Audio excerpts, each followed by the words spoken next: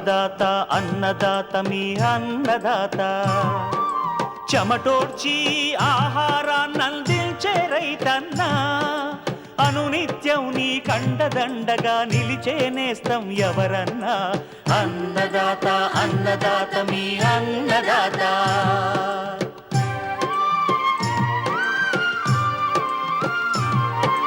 నూతన రీతుల సాగుబడికి నూరింతలు పెరిగే దిగుబడికి సూచనలిచ్చే సస్య రక్షణకు పశు పోషణకి శాస్త్ర విజ్ఞానం అందించి ముందుకు నడిపే తెలుగు రైతు భారతదేశానికి మకుటం అయ్యేలా తీర్చిదిద్దే ఆశయంతో మిమ్ము మేలు కొలిపేది అన్నదాత అన్నదాత అన్నదాత మీ అన్నదాత అన్నదాత అన్నదాత మీ అన్నదాత. అన్నదాత ప్రేక్షకులకు నమస్కారం. ఈనాటి ముఖ్యాంశాలు: కృష్ణా మండలంలో సాగు చేసుకోదగ్గ రబీ వేసవి పంటలు. నెల్లూరు జిల్లాలో రబీ వరిలో సమగ్ర పోషక యాజమాన్యం. ఉద్యాన పంటల్లో డిసెంబర్ మాసంలో చేపట్టాల్సిన చర్యలు. ఇంకా జై కిసాన్ వ్యవసాయ సమాచారం.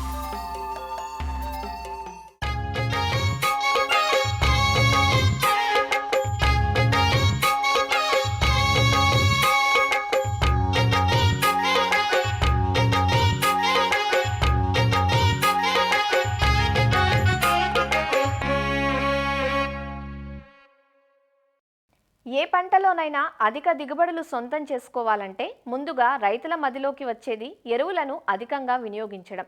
మరి ఎరువులను అధికంగా వేస్తే అధిక దిగుబడులు పొందుతున్నారా అంటే దిగుబడి సంగతి దేవుడెరుగు, చీడపీడల ఉధృతి మాత్రం ఏటికేడాది పెరుగుతోందన్నది రైతుల ప్రత్యక్ష అనుభవం. రబీ కాలంలో ఉమ్మడి నెల్లూరు జిల్లాలో వరిని దాదాపు 2 లక్షల హెక్టార్లకు పైగా సాగు చేస్తారు. నీటి వసతిని బట్టి స్వల్ప మధ్యకాలిక రకాలను సాగుకు ఎన్నుకొని అక్టోబర్, నవంబర్ మాసాల్లో నాటుకున్నారు. పైరు దశను బట్టి సిఫారసు మేరకు అందించాల్సిన విధంగా ఎరువులు అందించినప్పుడే ఆశించిన దిగుబడులు పొందగలమంటూ వివరాలు తెలియజేస్తున్నారు ఆచార్య ఎన్జీ రంగా వ్యవసాయ విశ్వవిద్యాలయం నెల్లూరు జిల్లా వ్యవసాయ పరిశోధనా స్థానం శాస్త్రవేత్త డాక్టర్ వినీత. ముఖ్యంగా నెల్లూరు జిల్లాలో రబీ సీజన్లో తక్కువ కాలపరిమితి కలిగినటువంటి రకాలైనటువంటి నెల్లూరు మసూరి, నెల్లూరు ధాన్యరాశి, తర్వాత ఈ బీపీటీ 5204, ఇంకా ఆర్ఎన్ఆర్ 15048, కేఎన్ఎం రకాలు ఎక్కువగా నాట్లు వేయడం జరుగుతుంది. అయితే ఇప్పుడు వేసే రకాలన్నీ కూడా తక్కువ కాల పరిమితి కలిగిన రకాలు కాబట్టి ముఖ్యంగా నాట్లు వేసినాక 35-40 రోజుల లోపలే మనం ఎరువులు వేయడం అనేది వేయాలి. ఈ రబీ వరి సాగులో ఎరువుల యాజమాన్యాన్ని కానీ గమనించినట్లయితే ముఖ్యంగా 1 ఎకరాకి 48 కిలోల నత్రజని, 24 కిలోల భాస్వరము, 16 కిలోల పొటాష్ ఇచ్చే ఎరువులను వేసుకోవాలి. మనం వేయాల్సిన నత్రజని ఎరువును 3 దఫాలుగా వేసుకోవాలి. మొదటి దఫా దమ్ములో వేసుకోవాలి, తర్వాత నాటిన ఒక 20 రోజులకి రెండవ దఫా వేసుకోవాలి, మూడవ దఫా వచ్చేసి 40 రోజులకి వేసుకోవాలి. సిఫారసు చేసిన నత్రజనిని యూరియా రూపంలో కానీ చూసుకున్నట్లయితే ప్రతి దఫాలో 35-40 కిలోల యూరియా కానీ వేసుకున్నట్లయితే సరిపోతుంది. అయితే చాలామంది రైతులు ప్రతిసారి ఒక బస్తా ఎరువును కానీ వేసినట్లయితే మొక్క అనేది కొంచెం ఏపుగా పెరిగి పురుగు తెగుళ్ళ ఉధృతి ఎక్కువగా వచ్చేదానికి అవకాశం ఉంది. అంతేకాకుండా పైపాటున ఎరువులు ఎక్కువగా వేసినప్పుడు మొక్క బాగా ఏపుగా పెరిగి పడిపోయే అవకాశం కూడా ఉంది. కాబట్టి ఎరువుల్ని తగు మోతాదులో, సిఫారసు చేసిన మోతాదులో మాత్రమే వేస్తే మంచిది. అయితే భాస్వరం ఎరువు అనేది 1 ఎకరాకి 24 కిలోలు అవసరము. ముఖ్యంగా నెల్లూరు జిల్లాలో పొలాలన్నింటిలో కూడా మనకు భాస్వరము ఎక్కువ మోతాదులో ఉంది. ఖచ్చితంగా మనం భాస్వరం ఎరువుని సిఫారసు మించి వేయకూడదు. తర్వాత ఈ ఎరువు ఏంటంటే నత్రజని ఎరువులాగా నీళ్ళలో బాగా కరిగిపోవడము అలా జరగదు. కాబట్టి అంతా కూడా ఒకసారి దమ్ములో వేస్తే సరిపోతుంది. ఇంకొకటి ఏంటంటే ఈ భాస్వరం ఎరువు ముఖ్యంగా వేర్లు పెరుగుదలకి, పిలకలు పెట్టడానికి మాత్రమే ఎక్కువగా ఉపయోగపడుతుంది. కాబట్టి మనం పైపాటున వేయడం వలన ఈ ఎరువు వలన వచ్చే ఆదాయం కంటే కూడా ఖర్చు ఎక్కువ. కాబట్టి ఖచ్చితంగా మనము కాంప్లెక్స్ ఎరువులనైనా సరే, భాస్వరం సంబంధిత సింగిల్ సూపర్ ఫాస్ఫేట్ ఎరువునైనా కూడా దమ్ములోనే వేసుకుంటేనే మంచిది. తర్వాత పొటాష్, ఈ పొటాష్ను మనకు మ్యూరేట్ ఆఫ్ పొటాష్ రూపంలో మనము వరి పంటకు వేయాలి. అయితే ఈ పొటాష్ కూడా నత్రజని లాగా ఎక్కువగా కరగడం కానీ లేదంటే భాస్వరం లాగా అసలు కరగకుండా ఉండడం కానీ కాకుండా మధ్యస్థంగా ఉంటుంది కాబట్టి దీన్ని 2 దఫాలుగా వేసుకోవాలి. మొదట్లో ఒక 20 కిలోలు, చిరుపొట్ట దశలో ఒక 20 కిలోలు, ఆ విధంగా 2 దఫాలుగా వేసుకోవాలి. ఈ ఎరువులు వేసేటప్పుడు గమనించాల్సిన విషయం ఏంటంటే నాట్లు వేసిన తర్వాత కూడా మనం ఎరువులు ముఖ్యంగా యూరియా లాంటి ఎరువులు వేసినప్పుడు బురద పదునులో మాత్రమే ఎరువులను వేయాలి. ఎందుకంటే యూరియాలో మనకి అమైడ్ రూపంలో ఉండే నత్రజని అనేది మనకి కన్వర్ట్ అయ్యి అమోనికల్ ఫామ్లో కావాలి అని అంటే మనకు నీరు ఎక్కువగా ఉన్నప్పుడు ఆక్సిజన్ అనేది తక్కువగా ఉంటుంది కాబట్టి మనకు అలా అంటే వినియోగ సామర్థ్యం తగ్గుతుంది. అందుకని ఎప్పుడు కూడా బురద పదునులోనే మనం యూరియా ఎరువును వేసుకున్నట్లయితే తర్వాత మనకు వేసిన ఎరువు అంతా కూడా మొక్కలకు ఉపయోగపడే అవకాశం ఉంటుంది. తర్వాత ముఖ్యంగా రబీ సీజన్లో ఈ జింక్ లోప లక్షణాలు ఎక్కువగా కనపడుతూ ఉంటాయి. తక్కువ ఉష్ణోగ్రతలు ఉండడం కానీ, తర్వాత పచ్చిరొట్ట సరిగ్గా కుళ్ళకపోవడం వలన కానీ, వీటి వలన మనకు జింక్ లోప లక్షణాలు ఎక్కువగా కనపడుతూ ఉంటాయి. ఈ రబీ సీజన్లో జింక్ సల్ఫేట్ని ఎకరాకు ఒక 20 కిలోలు జింక్ సల్ఫేట్ని దమ్ములో వేసుకోవాలి. అయితే ఈ జింక్ ఎరువును వేస్తున్నప్పుడు మనము భాస్వరం ఎరువులతో కలిపి వేయకూడదు. అలా కలిపి వేసినట్లయితే మనకి ఈ జింక్ సల్ఫేటు మొక్కలకు అందుబాటులోకి రాకుండా ఉంటుంది. ఈ జింక్ లోప లక్షణాలు ఎలా ఉంటాయంటే ముదురాకుల మీద తుప్పు మచ్చలు ఏర్పడుతుంటాయి. మనము ఆకును కూడా చూసినట్లయితే ఒక రకమైన శబ్దం వస్తూ ఇరిగిపోయే అవకాశం ఉంటుంది. తర్వాత మొక్క మనం యూరియా ఎరువులు వేసినా కూడా పెరగకుండా ఉంటుంది. ముఖ్యంగా నాటిన తర్వాత 4 నుంచి 6 వారాలప్పుడు మనకి ఈ జింక్ లోప లక్షణాలు ఎక్కువగా కనబడుతుంటాయి.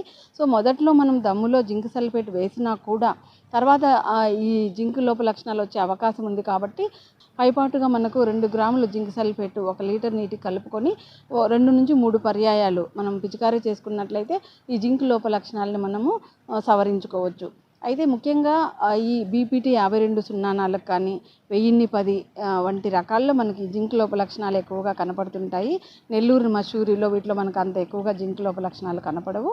కేవలం రసాయన ఎరువుల ద్వారా పండించినప్పుడు రైతులు సిఫారసుకు మించి 2 నుంచి 3 రెట్లు అధికంగా ఎరువులు వేయడం వలన చాలా వరకు పొలాలన్నీ కూడా చౌడు బారడము, తర్వాత ఎక్కువ డబ్బులు ఖర్చు పెట్టడము, లేదంటే పురుగు తెగులు ఎక్కువగా రావడము, ఖర్చు ఎక్కువ కావడం ఇలాంటి సమస్యలు ఉన్నాయి. కాబట్టి వీలైనంత వరకు ఎరువులను సిఫారసుకు మించి వాడకూడదు.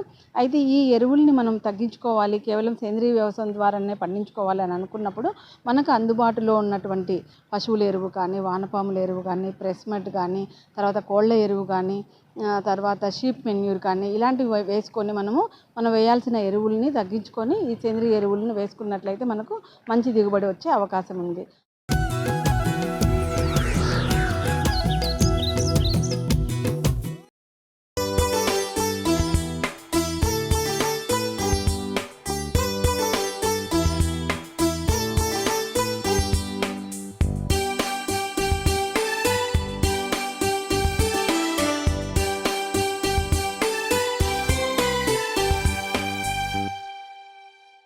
కృష్ణా మండలం క్రిందకు వచ్చే ఉమ్మడి కృష్ణా, గుంటూరు, ప్రకాశం జిల్లాల పరిధిలోని మెట్ట ప్రాంతాల్లో రబీ సీజన్ ప్రారంభమైంది.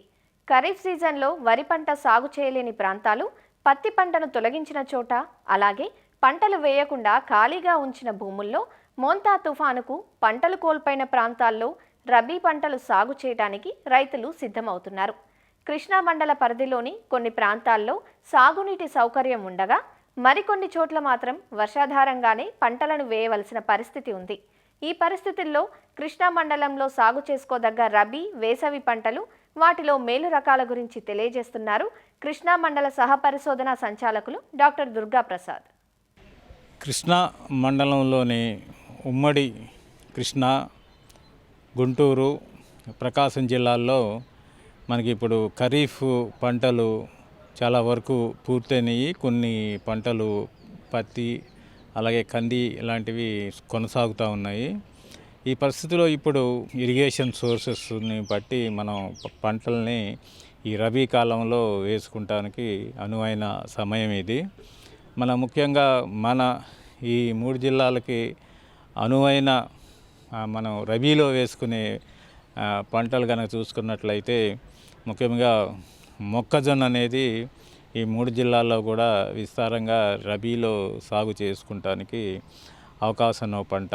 ఈ మొక్కజొన్నని మనం డిసెంబర్ నెలాఖరు వరకు కూడా సాగు చేసుకునే అవకాశం ఉంటుంది.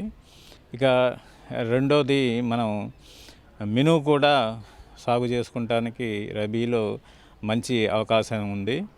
ఇది కొన్ని సందర్భాల్లో ప్రాంతాన్ని బట్టి ఇది పూర్తిగా వర్షాధారంగా కూడా వేసుకోవచ్చు.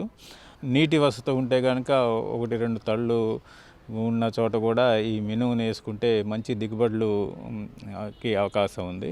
మినుము పంటలో కనుక చూసుకున్నట్లయితే మనకి ఎల్బీజీ 884 అనే రకాన్ని కానీ, లేకపోతే టీబీజీ 104 అనే రకాలు కొద్దిగా స్వల్పకాలిక రకాలు వర్షాధార మినుముకి అనువుగా ఉంటాయి కాబట్టి ఈ రకాలని మనం ఎంపిక చేసుకుంటాం మంచిది. ఇక మనకి మెట్టలో కూడా ఇరిగేషన్ సోర్స్ కనుక ఉన్నట్లయితే మనకి ఎల్బీజీ 904 అనే కొత్త రకం, అలాగే ఎల్బీజీ 932 అనే రకం, అలాగే టీబీజీ 141, కొన్ని ప్రాంతాల్లో జీబీజీ 45 అనే రకం. ఈ రకాలని మనం ఎంచుకున్నట్లయితే సుమారు 90-95 రోజులు ఉండే పంట. మంచి యాజమాన్య చర్యలతో మినుములో కూడా మంచి దిగుబడులు సాధించే అవకాశం ఉంది. అలాగే ఇంకొక రబీ పంట శనగ. ఇది కొన్ని ప్రాంతాల్లో మనకి వర్షాధారంగా కూడా చాలా అనుకూలంగా ఈ పంట మనకి రబీ పంట ఉంటుంది. ఇందులో కూడా మనం కొత్త రకాలను కనుక చూసుకున్నట్లయితే నంద్యాల నుంచి వచ్చిన ఎన్బీఈజీ 770 అనే రకం కానీ, అలాగే మనకి ఎప్పటి నుంచో మనం వాడుతున్న జేజీఎల్ రకాలు కానీ శనగలో వేసుకుని ఇది కూడా దాదాపు 90 రోజులు పంట. కొన్ని ప్రత్యేక పరిస్థితుల్లో మనం ఖరీఫ్ పంట తొందరగా పూర్తిగా పోయినా కానీ, ఎక్కువ అధిక వర్షాల వల్ల కానీ, దీని చేతన్నా కానీ కొద్దిగా ఆలస్యం అయితే డిసెంబరు 15 వరకు కూడా దీనికి అవకాశం ఉంటుంది. ఈ 3 పంటలు మొక్కజొన్న, మినుము, అలాగే శనగ, ఈ 3 పంటలను కూడా మనం రబీ సీజన్లో మెట్ట ప్రాంతాల్లో వేసుకుని మంచి దిగుబడులు సాధిస్తారని ఆశిస్తున్నాను.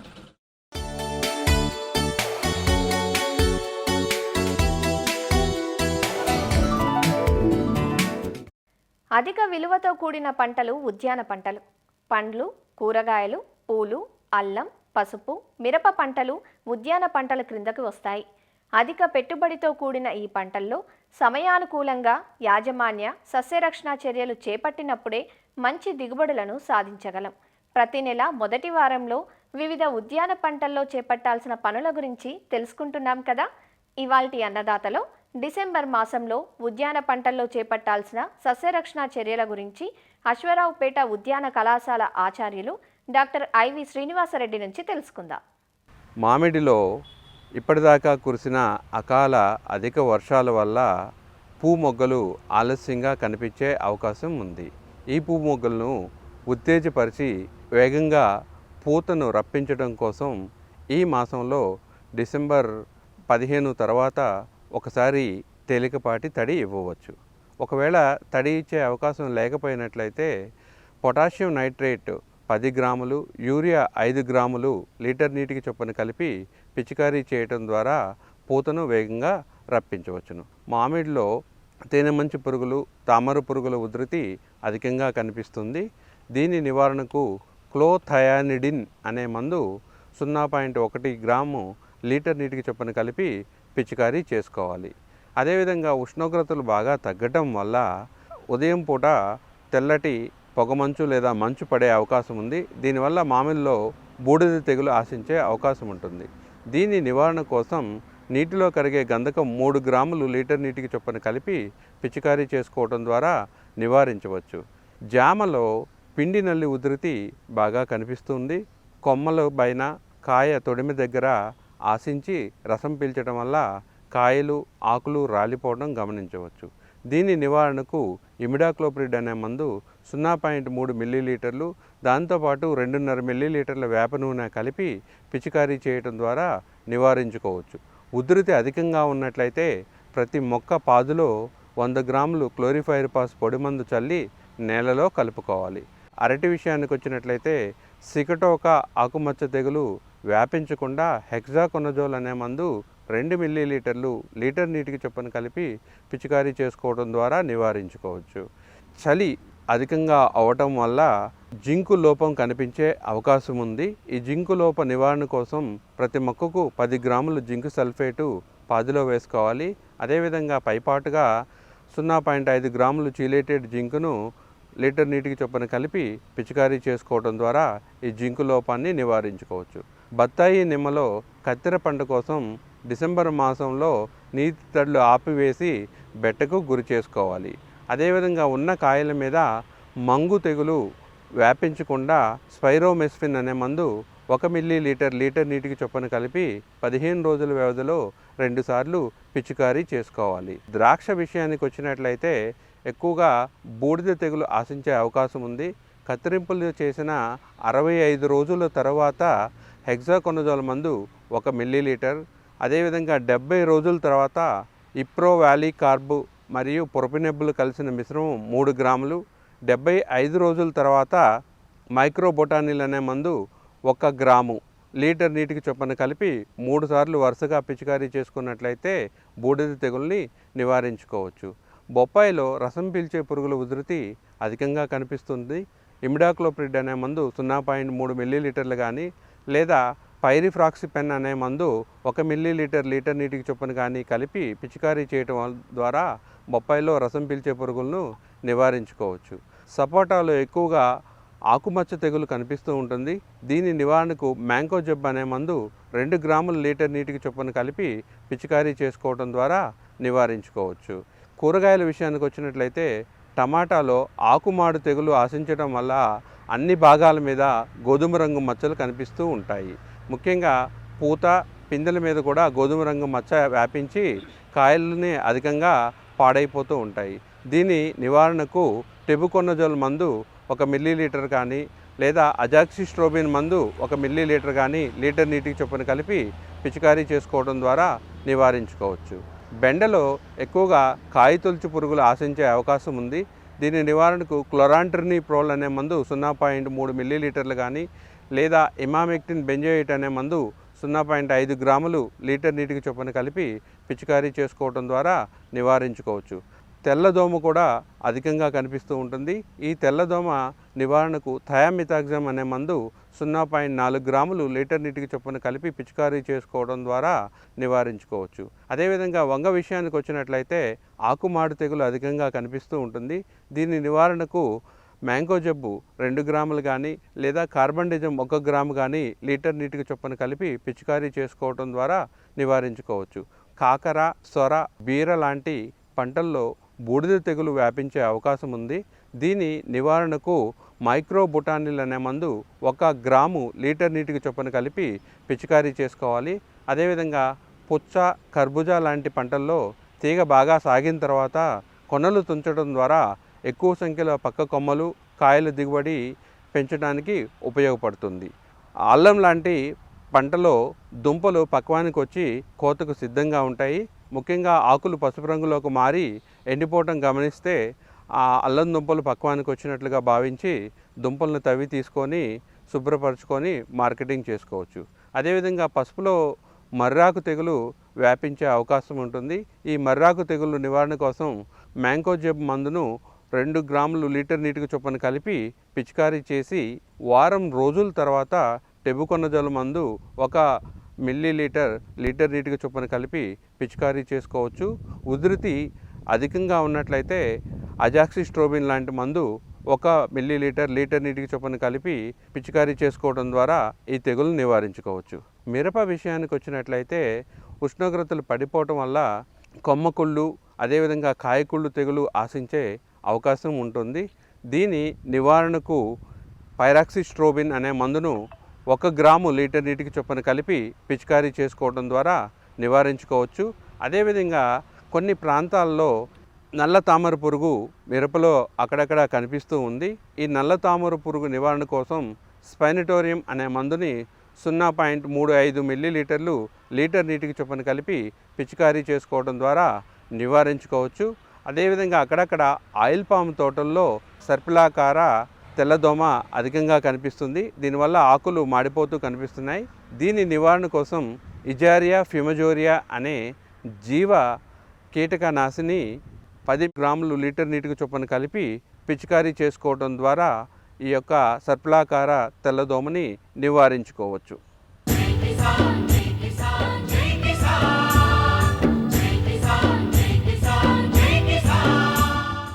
వ్యవసాయ సమాచారం ఇప్పుడు జై కిసాన్లో చూద్దాం.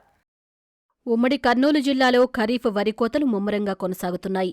ఇప్పటికే చాలా ప్రాంతాల్లో కోతలు చేసిన ధాన్యం మార్కెట్లను చేరుతూ ఉండగా మరికొన్ని ప్రాంతాల్లో కోతలు జరుగుతున్నాయి. అయితే ఈసారి అధిక వర్షాలు, తుపాను ప్రభావంతో ధాన్యం దిగుబడులు తగ్గడమే కాకుండా నాణ్యత సైతం తగ్గింది. దీంతో వ్యాపారులు ధరలు తగ్గించేస్తున్నారంటూ రైతులు వాపోతున్నారు. ఉమ్మడి జిల్లాలో 1,20,000 ఎకరాల్లో రైతులు వరి సాగు చేశారు. ఎల్ఎల్సీ కాలువ, కేసీ కెనాల్, తుంగభద్ర నదీతీర మండలాలైన కౌతాలం, కోసిగి, మంత్రాలయం, నందవరం, సి బెలగల మండలాల్లో అధిక విస్తీర్ణంలో వరి సాగైంది. అయితే పంట ఎదిగే సమయంలో వచ్చిన అధిక వర్షాలతో కొంతవరకు పంటలు దెబ్బతిన్నాయి. చీడపీడల నియంత్రణకు పిచికారీల వాడకం పెరిగింది. దీంతో సాగు ఖర్చులు సైతం అధికమయ్యాయంటూ రైతులు వాపోతున్నారు. మన అకాలమైన వర్షంతోన మా ఒట్లు నాణ్యాయి. బాగుండే ఒట్లు అయితే 2,200 అడుగుతారు సార్. మావైతే 18 నూర్లు, 15 నూర్లు, 16 నూర్లు అడుగుతున్నారు సార్. ప్రతి సంవత్సరం 35-40 సంచుల బస్తాలు వచ్చేవి. ఈ వర్షం దారం వల్ల 28-29 బస్తాలు మాత్రం వస్తున్నాయి సార్ ఎకరానికి. సంవత్సరం వడ్లు గిట్టపడ్డ ధర కావడం లేదు. ఎకరాకి 25-20 వచ్చినాయి. ఈ మందుల రేట్లు, ఇది ఎరువుల రేట్లు ఎక్కువ. మాకు చాలా లాస్లో ఉండం ఈ సంవత్సరం. కౌలు చేసిన భూములు అంటే ఏం రూపాయి కూడా రావడం లేదు. ఇంకా మామే ఎదురు వాళ్ళకి అప్పులు కట్టినట్లు ఉంటుంది. 7 లక్షల రూపాయలు పెట్టుబడి, 5 ఎకరాలు వరమడి. తుఫాను బాగా ఒక నెల కొట్టిగా తుఫాన్లో సుంక కంకెళ్ళే ముందర సుంక నిలబడలేదు. అంటే తాలు బాగా ఓట్లకి అవటాన్ని బాగా ఇడిచా. ధాన్యానికి మద్దతు ధర ఏ గ్రేడ్ రకానికి క్వింటాలకు 2,389 ఉండగా సాధారణ రకాలకు క్వింటాకు ధర 2,369గా ఉంది. అయితే వ్యాపారులు మాత్రం క్వింటాలకు 1,800 మించి ఇవ్వని పరిస్థితి రైతులను కలవరానికి గురిచేస్తోంది. ఈ ఏడాది దిగుబడులు తగ్గి పెట్టుబడులు పెరిగిన పరిస్థితుల్లో మద్దతు ధరకు కొనుగోలు చేయాలంటూ రైతులు వేడుకుంటున్నారు. ఆంధ్రప్రదేశ్లోని గుంటూరు జిల్లా లాంబ్ ఫామ్లో రైతు ఉత్పత్తి సంఘాల సభ్యులకు శిక్షణ కార్యక్రమం జరిగింది. కృషి విజ్ఞాన కేంద్రం, జిల్లా గ్రామీణాభివృద్ధి సంస్థల సంయుక్త ఆధ్వర్యంలో కార్యక్రమం ఏర్పాటైంది.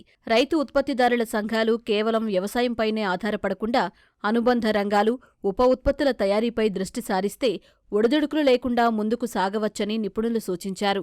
గ్రామాల్లోని తోటి రైతులకు సాగు అంశాల్లో కాలానుగుణంగా అవసరమయ్యే మెళకువలను అందించే విధంగా ఉండాలని సూచించారు. సమీకృత వ్యవసాయం, ప్రకృతి వ్యవసాయ పద్ధతులను అనుసరించడం ద్వారా మెరుగైన ఆదాయాన్ని పొందవచ్చంటూ నిపుణులు తెలియజేశారు. రైతు ఉత్పత్తిదారు సంఘాల ద్వారా ఫిరంగిపురం, పొన్నూరులో మునగ ఆకు, తేనె ఉత్పత్తుల విక్రయాలను చేపడుతున్నట్లు అధికారులు తెలియజేశారు. చిన్న కమతంలో ఎక్కువ ఆదాయం వచ్చేలాగా ఒక సమీకృత వ్యవసాయ పద్ధతిని మనం అలవాటు చేయడం కోసం ఈ మీటింగ్ సమావేశాన్ని ఏర్పాటు చేయడం జరిగింది. కృషి విజ్ఞాన కేంద్రం ప్రిన్సిపల్ సైంటిస్ట్ గారైన యుగంధర్ గారి ఆధ్వర్యంలో, అలాగే మా అడిషనల్ CEO గారు శ్రీరాములు నాయుడు గారి ఆధ్వర్యంలో మీటింగ్ ఏర్పాటు చేస్తున్నాము. ముఖ్యంగా రైతు ఉత్పత్తిదారులు ఎవరైతే సంఘాలు ఉన్నాయో ఆ సంఘాలకి వాళ్ళకి కావాల్సిన ఇన్పుట్స్ ఇవ్వడము, అలాగే నైపుణ్యాల శిక్షణ ఇవ్వడము, అలాగే మార్కెటింగ్ సదుపాయాలు ఇవ్వడము, వ్యవసాయం ద్వారా ఒక పెద్ద ఆదాయాన్ని తీసుకునే దిశగా మనం ఈ ట్రైనింగ్ ఏర్పాటు చేయడం జరిగింది. ముఖ్యంగా గుంటూరు జిల్లాలో ఈ FPOల ద్వారా మునగ ఆకు సాగును చేస్తున్నాము. అలాగే డ్రై చేసి మనం ఎక్స్పోర్ట్ చేయడం కానీ లేదా అమ్మకం చేయడం కానీ చేస్తాము. అలాగే ఫిరంగిపురం మండలంలో, అలాగే పొన్నూరు మండలంలో తేనె ఉత్పత్తిదారుల సహకార సంఘం ద్వారా తేనెని ఉత్పత్తి చేసి దాని ప్రాసెసింగ్ యూనిట్ కూడా మేము పెట్టడం జరుగుతుంది. అలాగే కోళ్ల పెంపకం, అలాగే పాడి గేదెలు, ఇలాంటివన్నీ కూడా మనం డెవలప్ చేసి రైతుని ఒక మంచి ఆదాయ వనరుగా మార్చే దిశగా ఈ ప్రోగ్రాం చేస్తున్నాం. మరిన్ని విభిన్న అంశాలతో రేపటి అన్నదాతలో మళ్ళీ కలుసుకుందాం. నమస్కారం. అన్నదాతలు తమ సందేహాలు, సమస్యలను 1800-425-4085 టోల్ ఫ్రీ నెంబర్లో ఉదయం 10 గంటల నుంచి 11 గంటల మధ్య పని దినాలలో సంప్రదించగలరు. ఈ కార్యక్రమాన్ని యూట్యూబ్లో www.youtube.com/annadaata ETV లింక్ ద్వారా వీక్షించవచ్చు.